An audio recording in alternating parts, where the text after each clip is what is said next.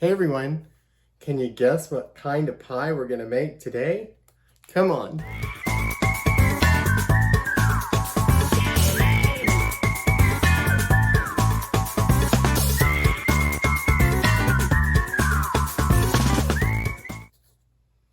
Hey everyone, Marty with Marty Knows Baking, and today I'm gonna make a pumpkin pie with an actual real pumpkin that I bought around Halloween. If you don't have this works just as well. In fact, I'm not sure this works because this is the first time I've ever used a real pumpkin. So let's get going. So the first thing I'm going to do is put my trivet in my Instant Pot. It's not really an Instant Pot, it's just like an Instant Pot. So somehow I managed to delete the footage of actually cooking the pumpkin. But what I did is I just sliced off the top. You'll see what it looks like in the next part of the pumpkin, and then I set it completely whole in the Instant Pot, and I Instant Potted, or I steamed it manually, pressured it manually for 15 minutes. I let it cool completely down, and then I got it out and took it to the sink, and that's where we'll pick up. All right, so I waited an entire hour and let it cool completely down, and now I'm gonna remove the skin. And you really don't even have to try. The skin just comes right off. Like I'm just releasing it from the pumpkin. This is the first time I've ever done this. That part I had to cut just a little bit. I don't know what that white stuff is up top, so I'm gonna get rid of it. Even if it's something good, I don't want it on there. So remember, there's seeds, there's a seed packet inside. So you know what's really funny is I've never done a pumpkin. I usually do sweet potato pies or the can of pumpkin. And until just last year, it didn't occur to me that the part you make the pie with is this part that's just under the skin, because it's hollow. Remember, a pumpkin is hollow. So I'm just going to peel off. Peel this off. Because I don't want those strings. And then I'm going to get rid of the white. And if that's some wonderful part that I'm missing, you can comment if you want and tell me what I did wrong. But it's all good. Now, I'm going to toss away these. Now I'm going to cut into the pumpkin and see what we got. Okay, so we have all that stuff. I'm going to get a spoon and I'm going to put that in a separate bowl because they said roasting pumpkin seeds is really good. So, I'll wash my hands, grab a bowl.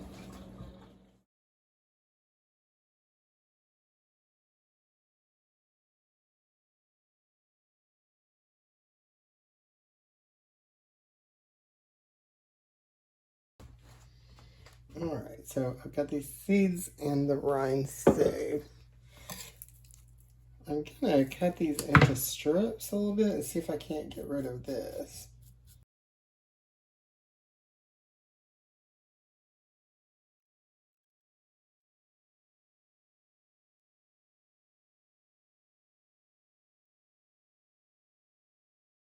Alright, so I feel like I need to mash it up.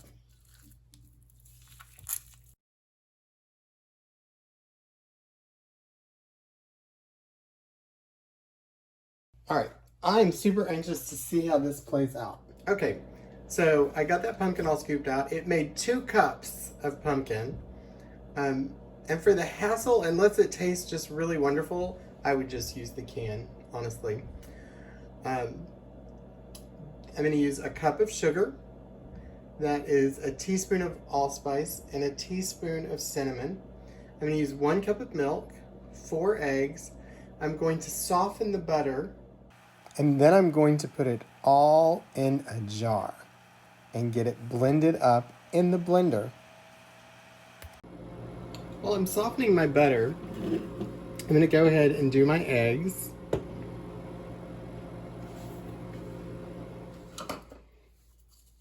I'm going to go ahead and put my cup of milk.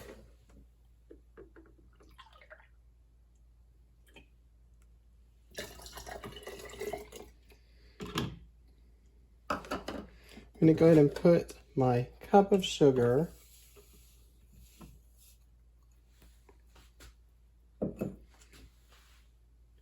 And my spices. Now the reason I do it in a jar, this particular thing, is because I'm going to put it in the refrigerator. I'm not going to bake this today. I'm softening the butter in the microwave.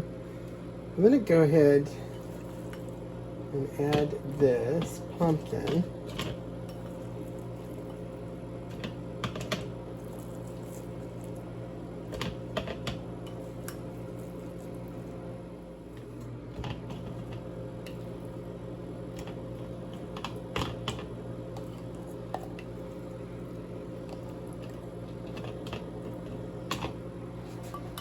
And last, I'm going to add my softened butter.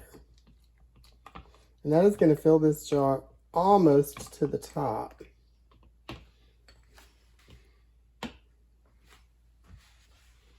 But I'm still going to put this on there.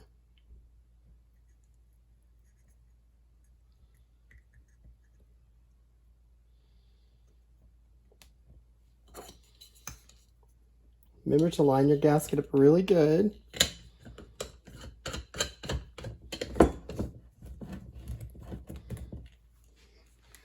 Then I'm going to put this on the blender, and we're going to turn it into pie. I'm going to do a low speed. We're going to do whip, I think.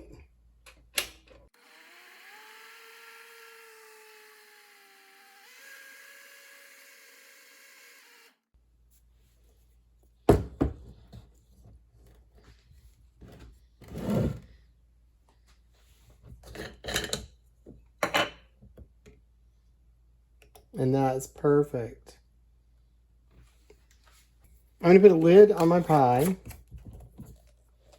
And I'm going to put it in the refrigerator. And it is now ready for me. So what I can do is when I'm ready to bake it, I can pour it into a pie shell. And that's what we're going to do in the next part of this video. All right, so just for fun, I put together another one exactly, but I used the canned pumpkin because I want to show you the difference. The color seems off, but we'll look. And it's probably just because it's a nice fresh pumpkin. And that's fantastic, but let's do this really quick again.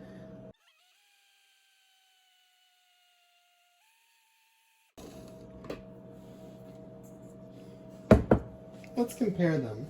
This is the fresh pumpkin. This is the canned pumpkin. So this looks more like what I'm used to, for sure. I can't wait to see what that tastes like. So I'm going to put both of those in the refrigerator, and tomorrow, or Thanksgiving morning, if you want, you can finish them up.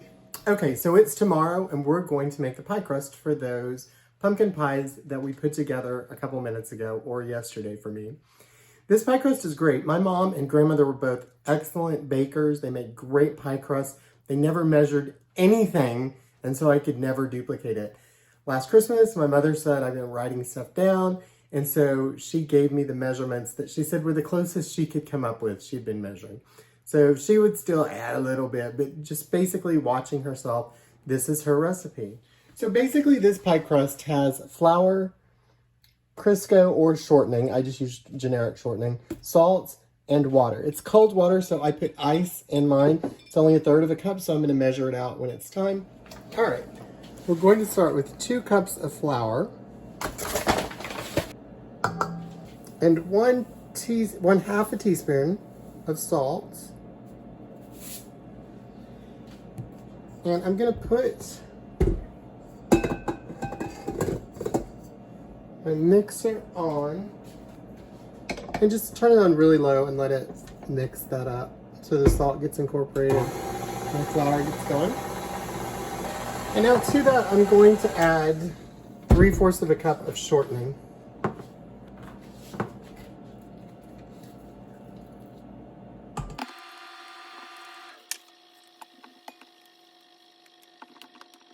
And I'm going to mix that at a low speed.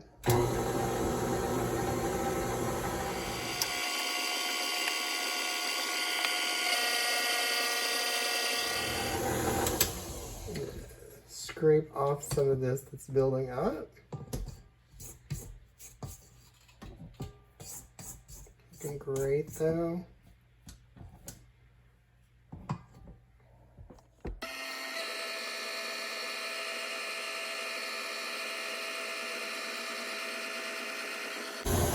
Start up a cup of ice water. I'm not going to let the ice get in there. I'm just going to get my cold water and I'm going to slowly add it.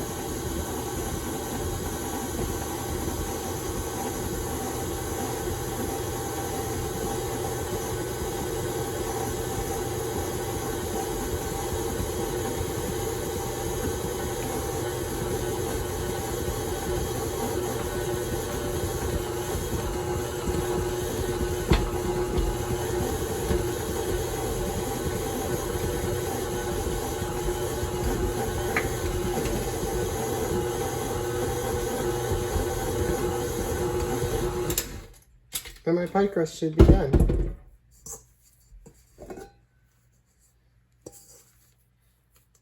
Now this will hold together and you will very easy to work with. Very, very easy to work with. What I am going to do is I'm going to put it in the refrigerator for about 15 to 20 minutes. And then we'll roll it out and make pie. Now today I'm going to make little pies in muffin tin. And because of that, I'm going to use parchment paper.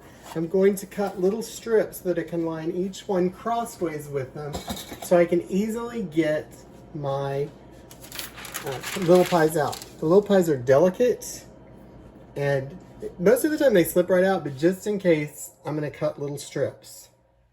All right, so you're going to need 24 of them. I just did them by hand. I just tore them. I'm going to set those right here. I'm going to need those in just a minute. I have my wax paper. I've split my dough into 2 equal parts. So we're going to do this first part first. Since I'm not trying to make a pie, I'm trying to do little pies in muffin tins. I'm not trying to make a pie shape. I'm just trying to get as many little pie cutouts as I can get. So think like you're making cookie dough and you want to get as much as you can get out of each roll of it. The perfect cutting utensil for the size is the top of a wide-mouthed mason jar. And see, this would have made a pie, but when we start doing it, I'm only going to get 6 out of this, which is half. And I don't think there's enough scraps left to get another 6. Get our muffin tin. And what I do is I lay, and see some of these are huge. I lay these in here. They don't need to be quite that, but we're just going to leave them. I take each one of these little crusts and I put it in on top of this. You can do these a little bit shorter if you want. I couldn't find my scissors. And so I was cutting it by hand, so they're just half of each one. So as you do each one of them, you need 1 each direction. 1 would probably work. Maybe I do 24 because I do 2 at the same time. 1 would definitely work. I don't know why I'm doing 2, especially 1 that big.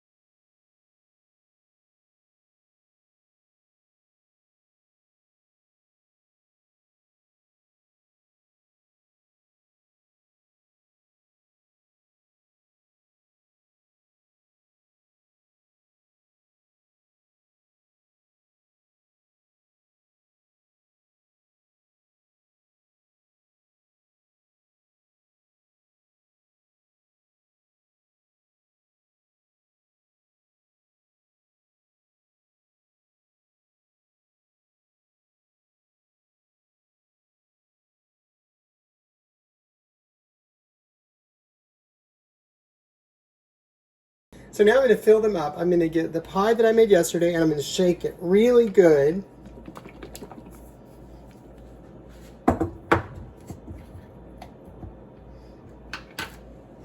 Look at that.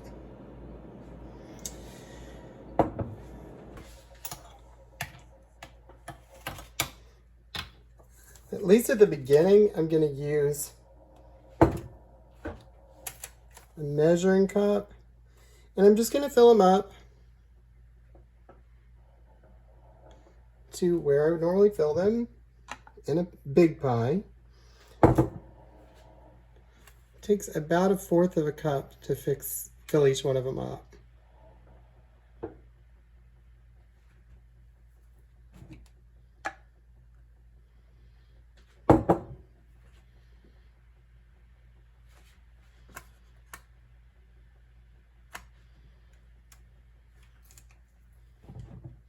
Looking at this, I believe that I'm wrong. I believe that it takes 24 to equal a pie, because I'm still going to have almost half of this left, which is okay. I will make more. This is the one made with the actual pumpkin. And I have to say, it looks really good when you pour it in there.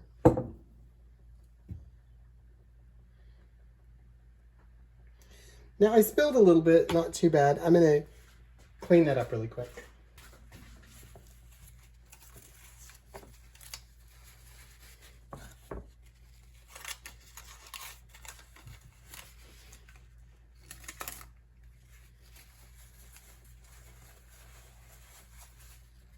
I just don't want it to bake on there and get on my pan. And that is it. So don't judge me. While the oven was preheating, I made this shallow pie in what I only typically use to make biscuits. It was definitely not enough left of the pie filling to make a regular pie, and there wasn't quite enough crust. So this is just kind of my skimpy pie. All right, my oven is preheated. I'm going to go ahead and get them in there.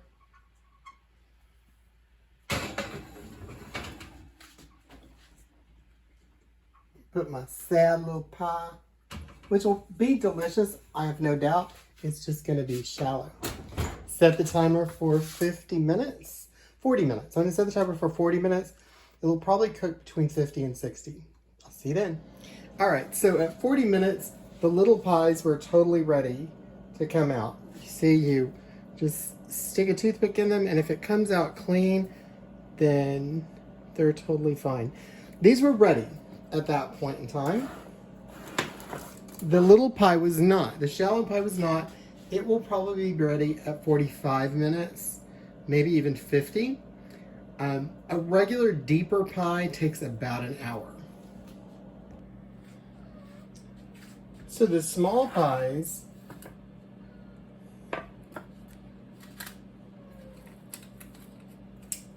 had one incident where it kind of stuck to the side. The rest of the pies pop out perfectly. This pie took 51 minutes to be able to come clean with the toothpick. So these are ready to serve. I can take them out. At any point, I could freeze this. I could have freezed them before I baked them, or I could freeze them now and then just pop them in the oven when you're ready to eat them. Look how beautifully these serve. So nice. And I'm having a little piece of this very, very thin pie. First bite. That's very good. And this is the one that was the actual pumpkin. I'll be honest, I didn't have high hopes for that. So this is just my grandmother's pie recipe. Everyone has their own pie recipe, and if you are missing out on your holidays that you normally have with big groups of people, usually you're probably just making your own side dish and bringing it. I think a wonderful thing to do is to contact by email the people that you usually meet up with on Thanksgiving or Christmas, and give them your recipe for what you usually bring and tell them how much you're going to miss what they bring and ask them for their recipe. That is showing gratitude, and that's what the holidays are all about. Thanks for pieing with me. See you next time.